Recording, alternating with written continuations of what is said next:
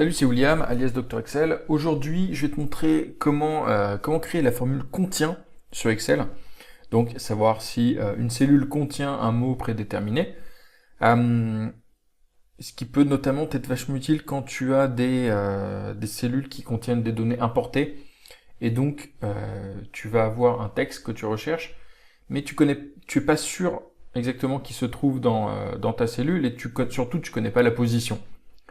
Si c'est quelque chose, par exemple, issu d'un scan ou issu d'un export d'un logiciel tiers, t'es pas forcément sûr de la position du texte que tu vas chercher, et donc tu as envie de savoir, avec une formule, s'il contient un certain mot, une certaine suite de caractères.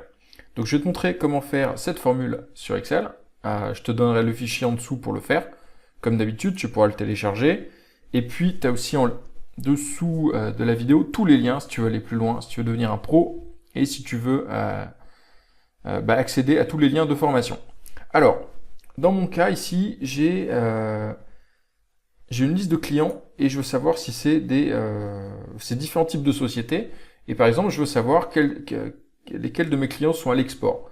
Donc tu vois, SAS, SARL, tout ça, ça va être des Français. Par contre, ces deux-là, LLC, ça va plutôt être à l'export, tu vois. Donc je vais chercher lesquels contiennent LLC. Ça c'est un peu pour le contexte, on va chercher le mot LLC. Alors comment est-ce que je vais voir si je le trouve dans cette cellule? Je vais utiliser d'abord la fonction cherche, qui tout simplement va chercher une certaine chaîne de caractères. Donc ici je vais chercher LLC dans quoi? Dans ma cellule. Ok? Ici, forcément, je ne vais pas le trouver. Il va renvoyer une erreur parce que je ne l'ai pas dans cette cellule. Par contre, lorsqu'il le trouve, il va me donner un chiffre qui est en fait la position de la chaîne de caractères. Donc ici, c'est à la 9e lettre. 1, 2, 3, 4, 5, 6, 7, 8, 9. Le L, c'est le 9e caractère. Donc si tu veux, cette chaîne, elle commence à la 9e position. Donc pour savoir si ma cellule contient le mot que je cherche, j'ai juste à voir si cette fonction cherche renvoie une erreur ou pas. Et si elle renvoie un nombre, c'est bon. Si elle renvoie une erreur, c'est qu'il n'y a rien dedans. Donc pour ça, j'ai juste à faire la fonction enum.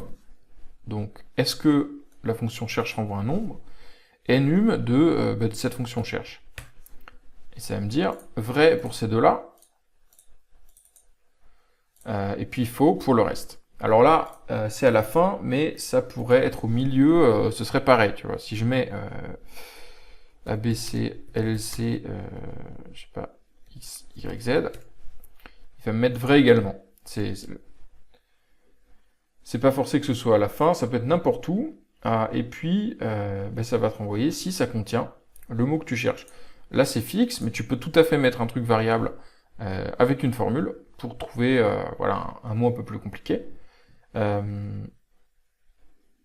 Voilà, c'est comme ça que tu vas faire une formule contient. Alors ça c'est assez intéressant comme application parce qu'en fait tu vas chercher à provoquer une erreur. Donc tu cherches le mot en question et puis tu vérifies si c'est un numéro ou bien si c'est une erreur. Voilà, donc je te laisse télécharger le fichier juste en dessous de la vidéo, comme ça tu peux récupérer la formule si tu veux. Et puis je te dis à très bientôt pour un nouveau tutoriel sur Excel. N'oublie pas de t'abonner, comme ça tu recevras la prochaine vidéo. Allez, salut, à bientôt, ciao.